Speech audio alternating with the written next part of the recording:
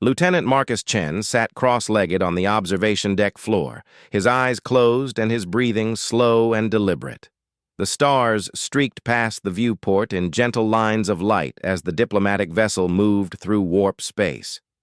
He had 20 minutes before the next briefing, and he intended to use every second of it to center himself. The mission had been grueling. 3 weeks of negotiations with the Vactri Empire, one of the galaxy's most notorious warrior races. The Vactri were apex predators from a death world called Krath Nor, where every creature had evolved to kill or be killed. Their society valued strength, cunning, and the ability to dominate opponents through sheer force of will. They stood nearly 8 feet tall, covered in thick scales that could deflect small arms fire, with razor-sharp claws and teeth designed to tear through armored prey. Marcus had been assigned as the human cultural liaison, a role that mostly involved trying not to get challenged to ritual combat every few hours. The Vactri found humans fascinating and deeply confusing. They couldn't understand how a species so physically weak had managed to not only survive but thrive in the galactic community. Humans had no natural armor, no claws, no venom, no enhanced senses. By all logical assessment, humans should have been prey animals, huddling in caves and hoping the real predators didn't notice them. But here they were, anyway. Marcus inhaled deeply through his nose, held the breath for 4 counts, then released it slowly through his mouth. This was his 3rd meditation session of the day. Back on Earth, he had practiced transcendental meditation for years. It helped with the stress of military life, the constant deployments, the weight of responsibility that came with representing humanity among species that could literally tear him apart without breaking a sweat. The door to the observation deck hissed open. Marcus didn't open his eyes. He had learned that acknowledging interruptions only encouraged them. Heavy footsteps approached, far too heavy to be human. The distinctive click of Vactri claws on the metal floor echoed through the chamber. Not just one set of footsteps, but several. Marcus suppressed a sigh. So much for 20 minutes of peace. "Human Chen," a gravelly voice rumbled above him. "What are you doing?" Marcus finished his breath cycle before responding. "Meditating, Commander Thrakakor." "Meditating." The confusion in the Vactri's voice was palpable. "Explain this word." Marcus finally opened his eyes and looked up. Commander Thrakakor loomed over him, scales gleaming in the starlight. Behind the commander stood 3 younger Vactri, barely adolescents by their standards, though each still towered over Marcus. These must be the commander's offspring that he had mentioned during yesterday's feast. They stared at Marcus with the intense curiosity of predators examining an unusual prey item. "Meditation is a mental exercise," Marcus explained calmly. "It helps humans achieve a state of focused awareness and inner calm. We use it to reduce stress, improve concentration, and maintain emotional balance." Thrakakor's head tilted to one side. A gesture Marcus had learned indicated puzzlement among the Vactri. "You sit still and breathe to prepare for combat?" "Not exactly. It's more about finding peace within yourself." "Peace?" One of the cubs, a female with distinctive copper-colored scales, stepped forward. "You seek peace while surrounded by potential enemies? This seems like a prey animal behavior. Are humans prey?" Her siblings hissed what Marcus had learned to recognize as laughter. The young female's eyes narrowed at the perceived insult to her question. Marcus smiled gently. "No, we're not prey, but we've learned that true strength doesn't always come from physical power. Sometimes the strongest thing you can do is remain calm when everything around you is chaos." "Absurd," Thrakakor growled, but there was curiosity in his tone rather than hostility. "Show us this meditation. Prove it has value beyond the ramblings of a prey species." The 3 cubs moved closer, forming a semicircle around Marcus. Their predatory instincts were obvious in the way they moved, each one maintaining a position that would allow them to pounce if needed. It was probably unconscious behavior, drilled into them by millions of years of evolution. "It's not really a spectator activity," Marcus said carefully. "But if you're genuinely curious, you're welcome to try it yourselves." The cubs looked at their father. Thracacor's throat rumbled with what might have been amusement. "You would teach Vactri warriors the ways of human stillness? Very well. If this meditation is as powerful as you claim, let us experience it. Show my children how humans achieve this inner strength." Marcus gestured to the floor around him. "Sit down. Make yourselves comfortable."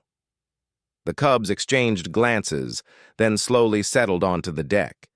Their natural posture was more of a crouch than a sit, weight balanced on their haunches, ready to spring up at any moment. Thracacor remained standing, arms crossed, watching with the intensity of a teacher evaluating a potential threat to his students. "Okay," Marcus said, keeping his voice soft and even. "The first step is to find a comfortable position. You don't have to sit exactly like me. Just find a posture where you can remain still without strain." The cubs shifted awkwardly. The female tried to mimic Marcus's cross-legged position and nearly toppled over. Her brothers snickered until Thracacor silenced them with a low growl. "Close your eyes," Marcus continued. "I know this goes against your instincts. Predators don't like to close their eyes around others. But meditation requires trust. You have to trust that you're safe enough to let your guard down." The cubs hesitated. The female was the first to comply, her third eyelid sliding closed in that unsettling way Vactri eyes worked. Her brothers followed suit after a moment. Even Thracacor, still standing, closed his eyes halfway, maintaining a predator's eternal vigilance. "Now focus on your breathing," Marcus said, his voice taking on the gentle cadence he used in his own practice. "Don't try to control it at first. Just notice it. Notice the air moving in and out of your lungs. Feel your chest rising and falling.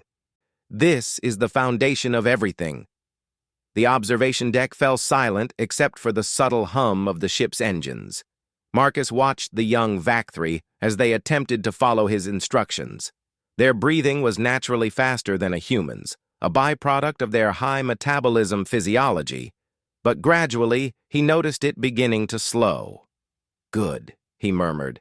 "Now with each breath, try to let go of tension in your body. Start with your shoulders. Vactri carry a lot of tension in their shoulder muscles. I've noticed this during our negotiations. All that coiled readiness to strike, to defend. Just for a moment, let it go. You're safe here." The female's shoulders visibly dropped. One of her brothers followed suit. The third cub, the smallest of the three, seemed to be struggling. His claws kept flexing and unflexing against the deck plating. "It's okay if thoughts come into your mind," Marcus continued. "Don't fight them. Acknowledge them and let them pass like clouds drifting across the sky. You're not trying to empty your mind. You're trying to calm it. There's a difference." Thracacor's eyes opened fully, studying his children with an expression Marcus couldn't quite read. Was it concern? Curiosity? Something else entirely? "Breathe in through your nose," Marcus instructed, demonstrating. "Hold for a count of 4, then breathe out slowly through your mouth. This activates the parasympathetic nervous system. It tells your body that there's no immediate danger, that you can afford to relax your combat readiness." The cubs followed his breathing pattern.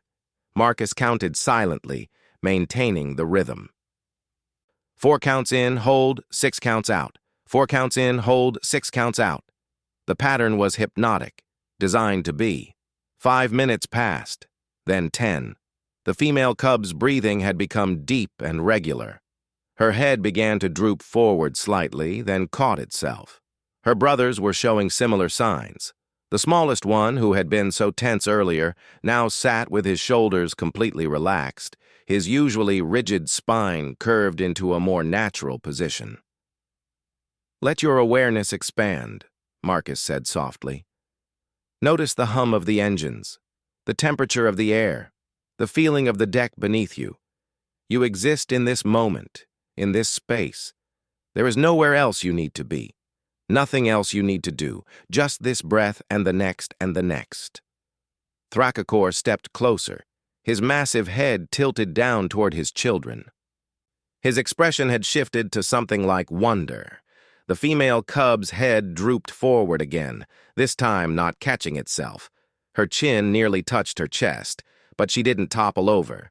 She remained sitting upright, perfectly balanced, even as she clearly slipped into sleep. Her brothers followed within minutes, first the middle cub, then the smallest one. All three sat in their crouched positions, heads bowed, breathing deeply and evenly, completely unconscious. But they remained sitting up, held in place by some combination of their natural balance and the posture Marcus had guided them into. Marcus opened his eyes fully and looked up at Thrakakor. The VAC-3 commander stood frozen, staring at his sleeping children with an expression of absolute shock. "They're asleep," Thrakakor whispered, as if afraid to wake them. "Sitting up. I have never seen a VAC-3 sleep in any position but lying down in a defensive curl. We are light sleepers by nature. Any threat would wake us instantly. But they feel safe," Marcus said quietly. "That's what meditation does. It convinces your nervous system that you're safe enough to let your guard down completely. For species like yours, that's incredibly rare. You live in a state of constant alertness. But everyone needs rest. Real rest." Thrakakor slowly sank into a sitting position beside Marcus, his eyes never leaving his children. "On Krathnor, to sleep is to be vulnerable. Cubs learn from their first days that sleep is a necessary weakness, something to be minimized and protected. We sleep in defended dens, in shifts, always with guards. The idea of choosing to make oneself vulnerable, of deliberately entering a state where one cannot react to threats." He trailed off, shaking his head. "But you do react," Marcus pointed out. "Watch." He raised his hand and snapped his fingers sharply. The sound cracked through the observation deck like a gunshot. All three cubs' eyes snapped open instantly. Their heads came up, their bodies tensed, ready to fight or flee. But after a moment, when they saw no threat, they blinked in confusion. The female looked around, disoriented. "What happened?" she asked groggily. Was I sleeping?" "You were," her father said, his voice filled with an emotion Marcus couldn't identify. "All three of you, sitting upright, completely at rest but ready to wake at the first sign of danger?" The smallest cub looked embarrassed. "I apologize, father. I did not mean to show such weakness in front of the human." "Weakness?" Thrakakor's laugh was a deep rumble that shook the deck. "No, my son. I begin to understand what the human meant about strength. To have such control over your own body and mind that you can choose when to rest and when to wake. To be so confident in your own ability to respond to threats that you can afford moments of true peace. This is not weakness. This is a kind of strength the VAC-3 have never developed." He turned to Marcus, and for the first time since they'd met, the VAC-3 commander's expression held genuine respect rather than curious tolerance. "I have fought in hundreds of battles," Thrakakor said slowly. "I have commanded fleets and armies. I have defeated enemies that would have destroyed lesser warriors. But I have never, not once in my entire life, felt truly at peace. I carry the weight of constant vigilance every moment of every day. It is exhausting in ways I have never allowed myself to acknowledge." Marcus nodded, understanding. "That's the burden of being a predator species. You can never fully relax because your survival has always depended on being ready. But humans learned something important in our evolution. We learned that community, cooperation, and trust allow us to share that burden. We take turns being vigilant. We build safe spaces. We develop practices like meditation that let our nervous systems reset. It's not about being weak. It's about being sustainable." The female cub was staring at her hands, flexing her claws experimentally. "I feel strange," she said. "Lighter somehow. Like I was carrying something heavy and didn't realize it until I put it down." "That's the tension leaving your body," Marcus explained. "You've probably been carrying it for so long you thought it was normal, but it's not. It's just a habit. And habits can be changed." Thrakakor stood slowly, his full height impressive even in the spacious observation deck. "Human Chen, I came here to mock you for what I assumed was a prey animal behavior. Instead, you have shown me something I did not know I was lacking. You have given my children a gift they did not know existed. The Vactri Empire will hear of this. We will hear of how a small, soft human taught predator cubs to achieve something their own kind thought impossible." Marcus rose as well, bowing slightly in the human gesture of respect. "Commander, it would be my honor if you considered learning meditation yourself. I think you might benefit from it even more than your children did." The Vactri commander's eyes gleamed with something that might have been anticipation or might have been fear. Perhaps both. "Perhaps I will. But not today. Today I must process what I have witnessed. The implications are significant." As the Vactri family left the observation deck, Marcus heard the cubs chattering excitedly to their father, asking when they could try the sitting sleep again. The smallest one wanted to know if there were other human practices that could make them stronger in unexpected ways. Marcus settled back into his meditation posture, a small smile on his face. He had come here to find 20 minutes of peace. Instead, he had discovered something far more valuable. He had found common ground with a species humanity had been struggling to understand for years. The galaxy was full of species that had evolved to dominate through physical prowess, advanced technology, or psychic abilities. Humans had none of these advantages, but they had something else. They had learned to master their own minds, to find strength in vulnerability, to thrive by building communities where individuals could afford to let their guard down. In a universe of predators, humanity had survived by being neither predator nor prey, but something else entirely. Something that could teach even the fiercest hunters that true peace was not a weakness to be overcome, but a strength to be cultivated. Marcus closed his eyes and returned to his breathing. This time, no one interrupted him. And somewhere in the ship, 3 young Vactri were learning that the universe contained mysteries far stranger and more wonderful than they had ever imagined, all because a human had tried to meditate and predator cubs had fallen asleep sitting up.